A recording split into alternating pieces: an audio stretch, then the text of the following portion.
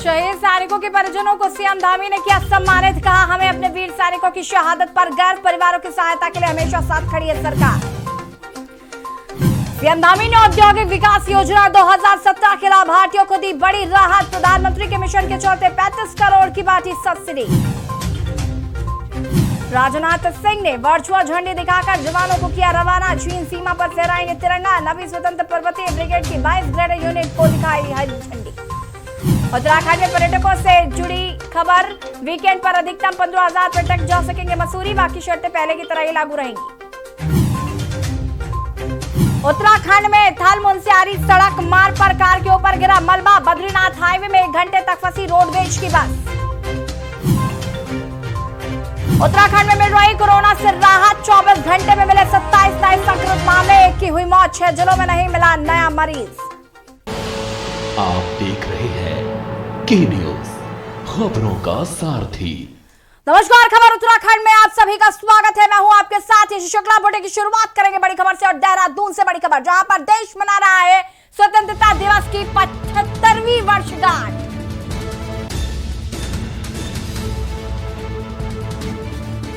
Police line race course में होगा मुख्य कार्यक्रम का आयोजन। बता दें कि कार्यक्रम में शामिल होने के लिए कराना होगा रजिस्ट्रेशन। कोविड को देखते हुए 200 लोगों को ही शामिल होने की अनुमति। पुलिस ने सुरक्षा व्यवस्था के लिए पुख्ता इंतजाम। जिला प्रशासन ने तैयारियां पूरी करने का किया दावा। सीएम धामी समेत राज्यपाल भी होंगी मुख्य अतिथि। समारोह में सीएम कर सकते हैं कई बड़ी घोषणाएं। पुलिस ने सुरक्षा व्यवस्था के किए पुख्ता इंतजाम। जिला प्रशासन ने पूरी तैयारी का किया दावा।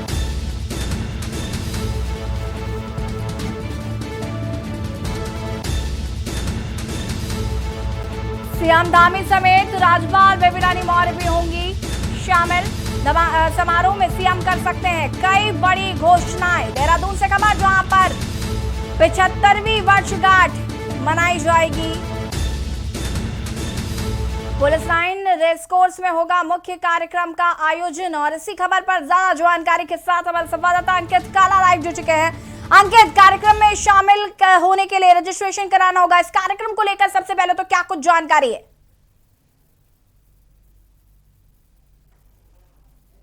पूरे भारतवर्ष में इस 75वीं वर्षगांठ को बड़ी धूमधाम के साथ मनाया जाएगा और कहीं ना कहीं जो हमारे शहीद रहे उनको भी सलामी दी जाएगी।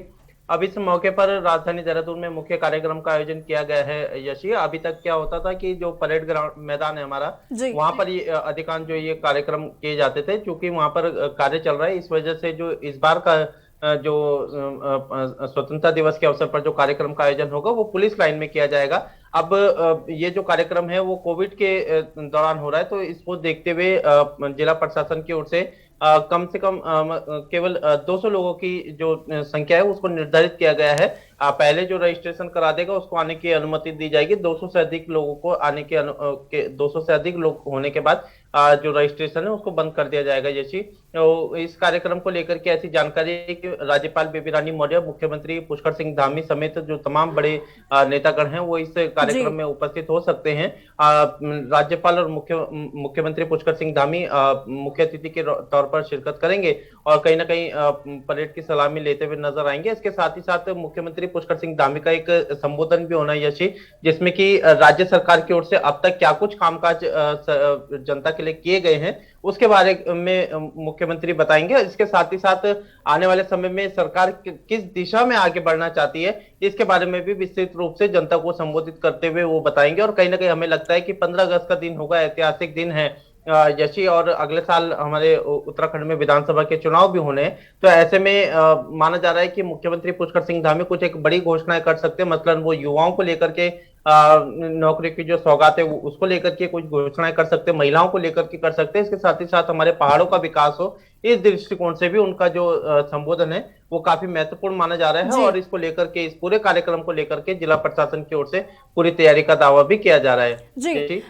अंकित, जिस तरीके से भी हाल ही में मुख्यमंत्री पुष्कर सिंह धामी दिल्ली से वापस लौटे हैं और वहां पर जिस तरीके से उनसे जब मीडिया ने बात की थी तो उन्होंने कहा था कि हम चुनाव पर बात फिलहाल नहीं करना चाहते हैं, हम उत्तराखंड के विकास पर बात करना चाहते हैं। तो कहीं ना कहीं ये साफ दर्शाता है कि ये जो घोषणाएं जिनका जिक्र किया जा रहा है ये उत्तराखंड के विकास के लिए काफी वरदान साबित हो सकते हैं। बिल्कुल, देखिए मुख्यमंत्री पुष्कर सिंह धामी चूंकि उनके ऊपर कहीं ना कहीं एक दबाव तो है ही, चुनाव को आप दरकिनार नहीं कर सकते हैं, भले से चाहे सरकार उसमें बात करना चाहिए या ना करना चाहिए।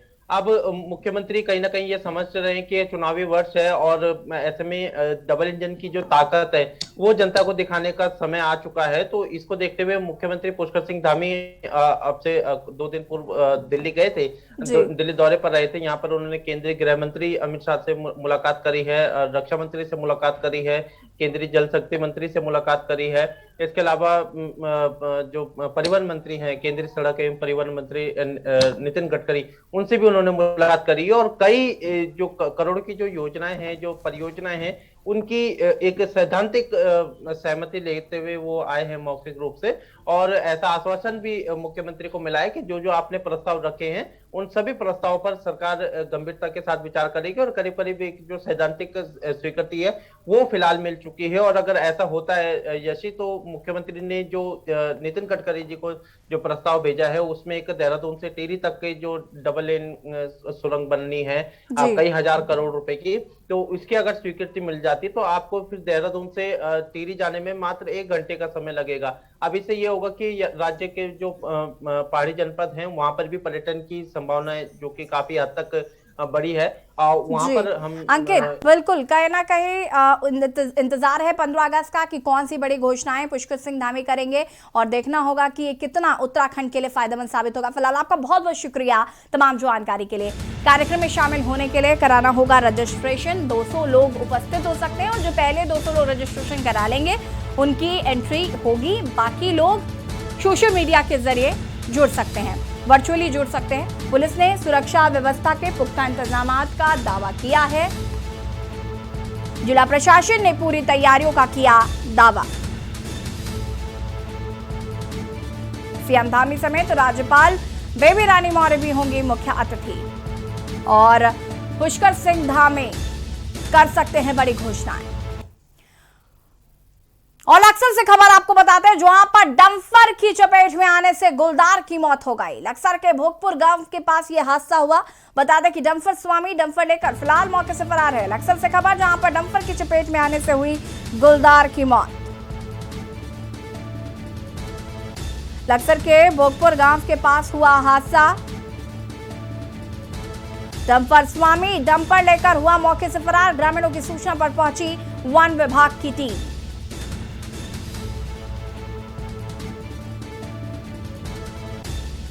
एसटीएफ के हाथ लगी बड़ी सफलता।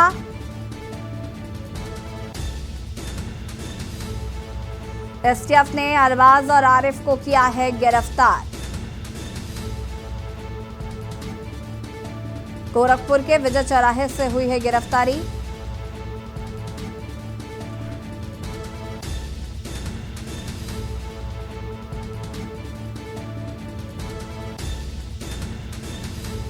लक्सर से खबर, जहां पर डंपर की चपेट में आने से गुलदार की हुई मौत। लक्सर के भोगपुर गांव के पास यह हादसा हुआ।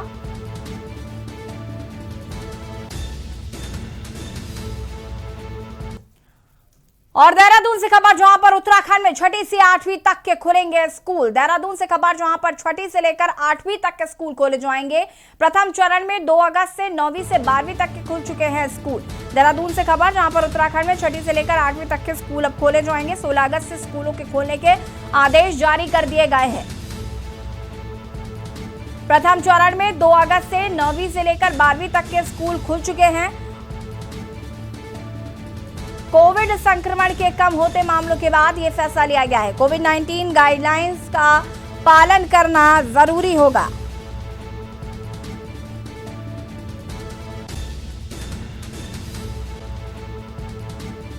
बता दें कि उत्तराखंड में 16 अगस्त से स्कूलों को खोलने के लिए निर्देश जारी कर दिए गए हैं। प्रथम चरण में 2 अगस्त से 9वीं और 12वीं तक के स्कूल खोले जा चुके हैं।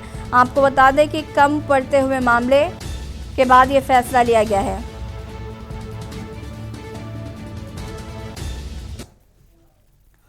उत्तराखंड के मुख्यमंत्री पुष्कर सिंह धामी ने सड़क कनेक्टिविटी से संबंधित विभागों की समीक्षा बैठक ली, जहां पर उन्होंने लोक निर्माण विभाग में गड्ढा मुक्त सड़कों के मुक्त करने के लिए निर्देश दिए। इसके साथ ही कार्यों में तेजी के साथ गुणवत्ता का विशेष ध्यान रखने की बात कही। वहीं रोड कनेक्टिविटी नेटवर्क बढ़ाने के लिए लोक निर्माण विभाग में रोपवे डिवीजन का गठन किया जाएगा।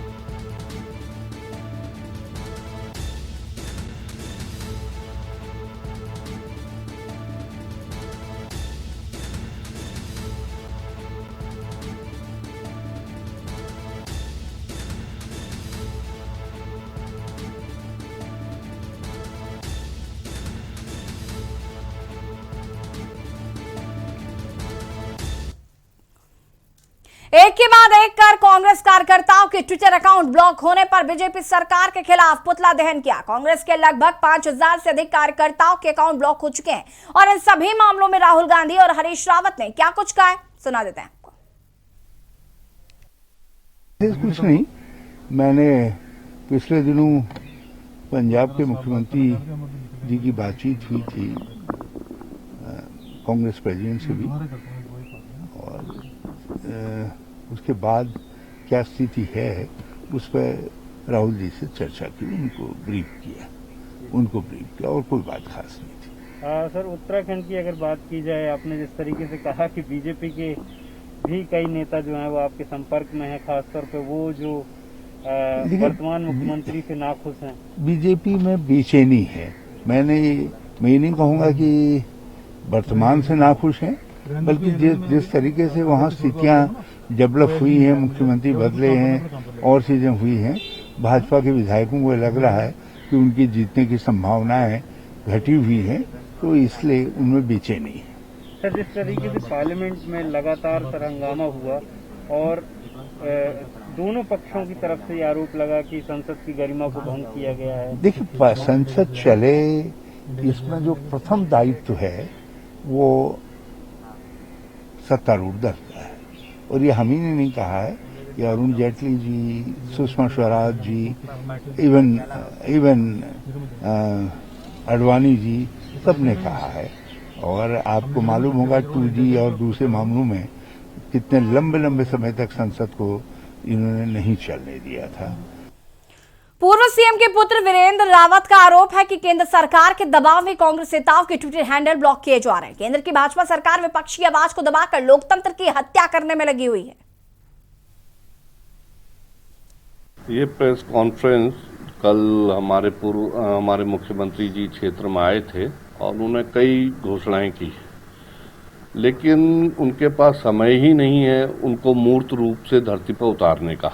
ये तो एक सिर्फ चुनावी जुमला है, और जो वर्तमान यहाँ के विधायक हैं वो अपनी जान बचाना चाह रहे थे, इसलिए उन्होंने मुख्यमंत्री जी को बुलाया, और जिस चीज़ का उद्घाटन मुख्यमंत्री जी कर गए वो उसको बनाने का काम, उसके लिए पैसे देने का काम तो पूर्व मुख्यमंत्री हरीश रावत जी ने किया।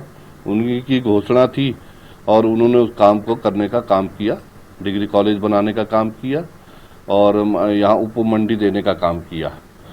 वर्तमान के जो विधायक हैं, मेरा उनसे सवाल है कि वो बोर्ड तो बहुत बड़े बड़े लगा रहे हैं, लेकिन उसमें सड़कों में गड्ढे क्यों हैं? आप ये चाहे गादरावना वाली सड़क देख लीजिए, पहले ये लक्सर से रुड़की वाली सड़क के कितने बुरे हाल थे। मैं धन्यवाद करना चाहता हूँ माननीय पूर्व मुख्यमंत्री हरीश रावत जी का कि उन्होंने 2 बार जो यहाँ से झोटा बुग्गी यात्रा निकाली, उसी यात्रा के फलस्वरूप जो है आज हमको एक बढ़िया सड़क देखने को मिल रही है। लेकिन इस सड़क में भी जो है सरकार, जो वर्तमान सरकार है, डबल इंजन की सरकार है, वो इतना जो है इनका कमीशनबाजी चल रही है कि बीच में आपने देखा होगा कि पुल में एक जगह से थोड़े टूट सी गई थी, तो जो नई चीज़ बनी है उसमें टूट तो नहीं होनी चाहिए थी। तो कहीं ना कहीं जो है मिलावट हो रही है कार्यों में। सरकार को इस ओर ध्यान देना चाहिए और कार्य जो है वो गुणवत्तापूर्वक होने चाहिए। हरीश रावत जी का ट्विटर ब्लॉक करना लोकतंत्र के ऊपर बहुत बड़ा प्रहार है। हम विपक्ष में हैं आज, केंद्र में भी और राज्य में भी, और विपक्ष में होने के नाते हमारा सरकार अगर कोई जनता के अहित का कार्य कर रही है तो उसके खिलाफ आवाज उठाना विपक्ष का धर्म है और हम अपना धर्म निभा रहे हैं। लेकिन केंद्र की सरकार, राज्य की सरकार नहीं चाहती है कि उनके विपक्ष में कोई भी आवाज आए, वो उस आवाज को दबा देना चाहते हैं। ये एक लोकतंत्र के लिए बहुत बड़ी घटना है और इससे जो है लोकतंत्र खत्म हो रहा है हमारे देश का। आज जनता इस चीज़ को समझ रही है और लोकतंत्र 2022 में लोकतंत्र को बचाने के लिए वो आगे आएगी। जनता और यहाँ के कार्यकर्ता यही चाहते हैं कि माननीय हरीश रावत जी यहाँ से चुनाव लड़ें, और हरीश रावत जी को तो 70 विधानसभाओं में चुनाव लड़ाना है। अब ये हाईकमान को देखना है कि उनको कहाँ से चुनाव लड़ने का मौका देती है, लेकिन जो यहाँ के जनता की मांग है, कार्यकर्ताओं की मांग है कि माननीय हरीश रावत जी खानपुर से चुनाव लड़ें। भारतीय किसान यूनियन अंबावता के राष्ट्रीय अध्यक्ष ऋषिपाल अंबावता 2 दिन के उत्तराखंड दौरे पर है। अंबावता ने किसानों की बैठक को संबोधित करते हुए बताया कि केंद्र की मोदी सरकार किसानों का वजूद मिटाने पर तुली हुई है। वही इस मामले में और क्या कुछ कहा है वो भी सुना देते हैं। हमने एक ही चीज कही थी कि भाई चलो कोई बात नहीं, कानून वापिस ना दे, 3 साल के लिए इसको पोस्टपोन कर, एमएसपी पे गारंटी दो। लेकिन सरकार जो है दबाव में है, पूंजीपतियों के दबाव में है कि कानून बाद में लिया गया, पूंजीपतियों को जमीन पहले दे दी गई। और आज जो हालात है, मैं ये कह रहा हूँ कि पूरे देश में देखो चुनाव है, 5 राज्यों में चुनाव है। इस चुनाव का नतीजा आपने देखा बंगाल में, और ये नतीजा उत्तर प्रदेश में भी है, उत्तराखंड में भी है। जहाँ जहाँ भी चुनाव होंगे मेरे हिसाब से सरकार की तो उल्टी गिनती शुरू है, सुपड़ा साफ है, और किसान की जीत निश्चित है। किसान जीतेगा, और किसान तो जीत रहा है, अब भी जीत रहा है किसान। तो अभी 18 तारीख को लखनऊ में है, पूरा लखनऊ में 18 तारीख की मीटिंग है, इसी 18 की। मैं कह रहा हूँ कि लोगों में जोश है, और ये जो इन्होंने आंदोलन को पहले रूप दिया था कि भाई ये पंजाब का है, फिर हरियाणा का है, ये पूरे भारत का किसान का आंदोलन है, और पूरे भारत में आंदोलन शुरू हो चुका है। उत्तराखंड आगामी 23 अगस्त से होने वाले विधानसभा सत्र को लेकर देहरादून विधानसभा में शुक्रवार को सुरक्षा मामलों को लेकर बैठक हुई। इस दौरान बैठक में विधानसभा अध्यक्ष प्रेमचंद अग्रवाल, मुख्य सचिव, स्वास्थ्य सचिव अमित नेगी और पुलिस के आला अधिकारी मौजूद रहे। इस मामले में विधानसभा अध्यक्ष ने क्या कुछ कहा है वो भी आपको सुना देते हैं।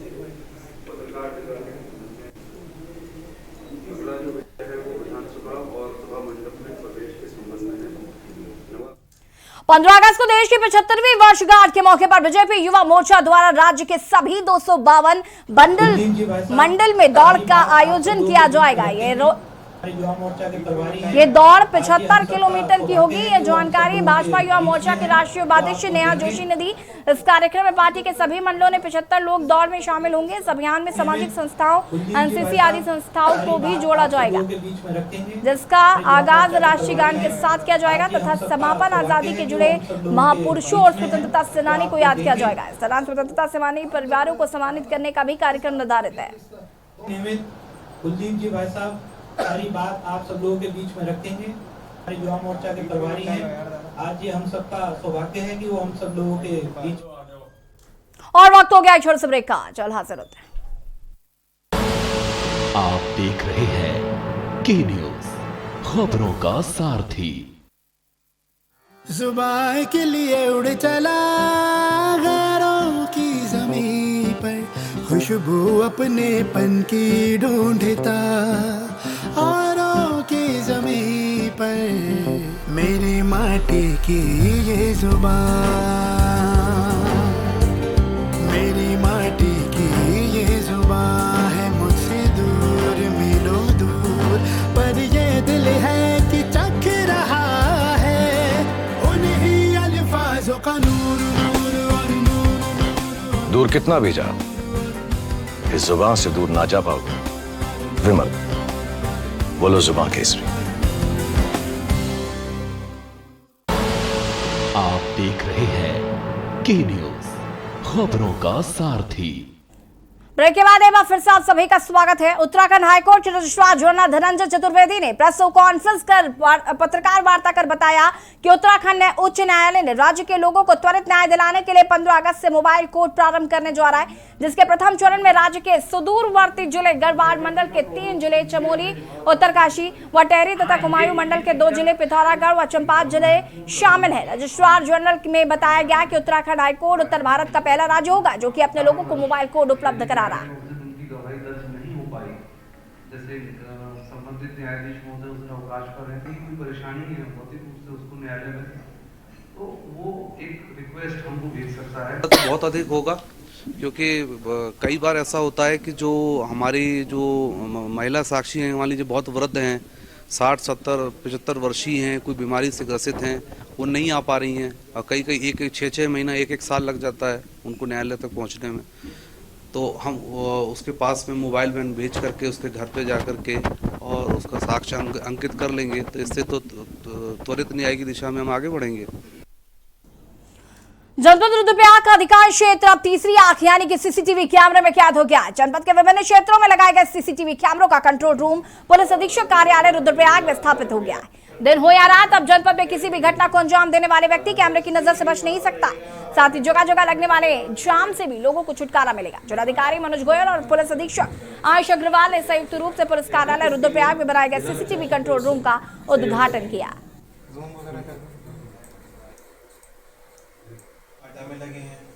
बताना चाहूँगा कि ये एसपी साहब के इनिशिएटिव से न सिर्फ जनपद रुद्रप्रयाग के शहरी क्षेत्र में यहाँ पे, बल्कि मुख्यालय में, बल्कि पूरे जनपद में कुल मिला के 42 कैमरे लगवाए गए हैं। इनके ओर से जैसे ये प्रस्ताव आया तो इतना पॉजिटिव और इतना प्रोडक्टिव ये अप्रोच हमको लगी कि तत्काल इसमें जो है धनराशि रिलीज़ करते हुए और इतनी जल्दी ये काम पूरा भी करवा लिया गया। आज हमारे पास पूरे जनपद को 40 से अधिक कैमरे जो है कवर कर रहे हैं, जहाँ पे अलग अलग मुख्य पॉइंट, चाहे आपका तिलवाड़ा हो, अगस्तमुनि हो और मयाली हो, इस प्रकार से विभिन्न जगहों पे ये कैमरे स्थापित किए गए हैं, जहाँ से पूरा मिनट टू मिनट की सूचना और वहाँ की कवरेज जो है यहाँ पे आ रही है।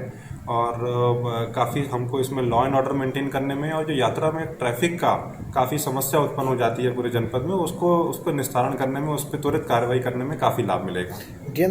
देखिए, विगत में जब यहाँ पर मीटिंग ली गई थी, सीएलजी मेंबर्स की मीटिंग ली गई थी, तो एक पॉइंट आया था कि यहाँ पर सीसीटीवी कैमरास नहीं है। तो उसको ध्यान में रखते हुए और यहाँ की जो यात्रा की चुनौती है और अपराध को नियंत्रण है, इसको ध्यान में रखते हुए जिला प्रशासन के सहयोग से 42 हमारे सीसीटीवी कैमरे पूरे जनपद क्षेत्रांतर्गत लगाए गए हैं। इनके अलग अलग मॉनिटरिंग स्थल हैं। इसके अलावा पूर्व में भी हमारे कैमरे लगे हुए हैं, तो लगभग 50 कैमरे पुलिस के पूरे जनपद में लगे हुए हैं। इसमें सभी बॉर्डर्स, हमारे सभी मार्केट पॉइंट्स, ट्रैफिक के बॉटलनेक्स, ये सारे पॉइंट्स हमारे कवर हुए हैं।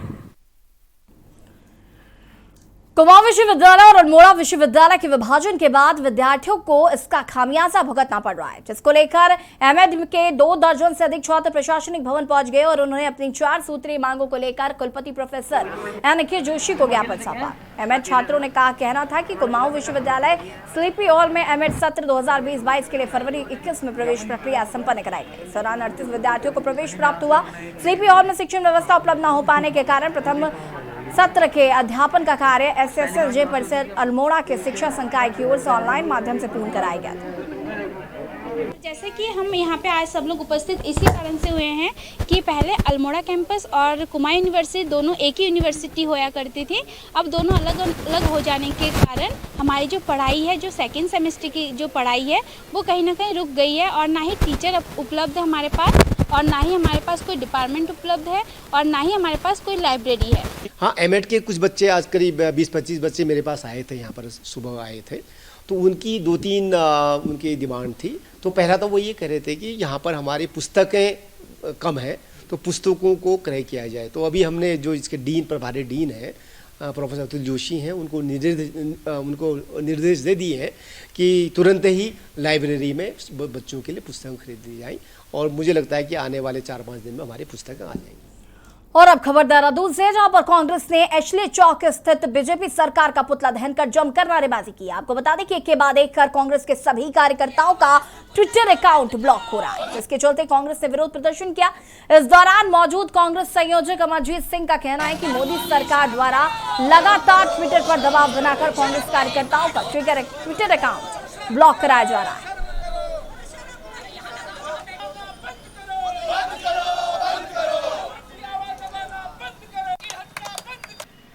देखिए, संदेश स्पष्ट है। जिस प्रकार से मोदी सरकार दबाव बना करके ट्विटर को और कांग्रेस जनों के ट्विटर अकाउंट को हैक किए जा रहे हैं, बंद किए जा रहे हैं, ब्लॉक किए जा रहे हैं, ये कांग्रेस बिल्कुल बर्दाश्त नहीं करेगी। हमने कुछ ऐसा काम नहीं किया जिससे कि हमारे ट्विटर अकाउंट ब्लॉक किए जाए। हमने जनता की आवाज़ को बुलंद किया है। राहुल गांधी जी ने जनता की आवाज़ को बुलंद किया है। माननीय हरीश रावत जी हों, गणेश गोदयाल जी हों, तमाम नेताओं के, शीर्ष नेताओं के ट्विटर अकाउंट बंद किए जा रहे हैं। कांग्रेस इसको बर्दाश्त नहीं करेगी, सच की आवाज़ उठाती रहेगी और अगर दबाने की कोशिश की गई इस प्रकार से हम जो है लगातार कांग्रेस जन मिल करके इनका पोल खोल का काम करते रहेंगे लगातार। देखिए, ये जो भारतीय जनता पार्टी की सरकार है उसके सामने ट्विटर जो है नतमस्तक हो चुके हैं। जिस तरीके से डिजिटल मीडिया एथिक्स रूल 2021 लागू करने के लिए जो है रविशंकर प्रसाद उनके पीछे पड़े हुए थे। आप सच की आवाज़ को दबाने की जितनी भी कोशिश करिए, लेकिन ये सच की आवाज़ है नहीं दबेगी। और राहुल गांधी जी का जो संघर्ष है उस बिटिया को न्याय दिलाने के लिए, किसानों को न्याय दिलाने के लिए, नौजवानों को न्याय दिलाने के लिए ये संघर्ष जारी रहेगा। और हम कांग्रेस का हर सिपाही अपने नेता के इस संघर्ष में कंधे से कंधा मिला के उनके साथ चलता रहेगा। आपको जितनी दमनकारी जो आपकी नीतियां हैं वो अपनानी है, आप अपनाते रहिए। आप ट्विटर को, मैं तो कहती हूँ, आप मेरा फेसबुक ब्लॉक कर दीजिए, पेज ब्लॉक कर दीजिए, आप कुछ भी कर दीजिए, लेकिन हम सड़कों पर अपने नेता के साथ संघर्षरत रहेंगे। और खबर उत्तराखंड में फिलहाल इतना ही। देखते रहिए के न्यूज़ इंडिया। नमस्कार।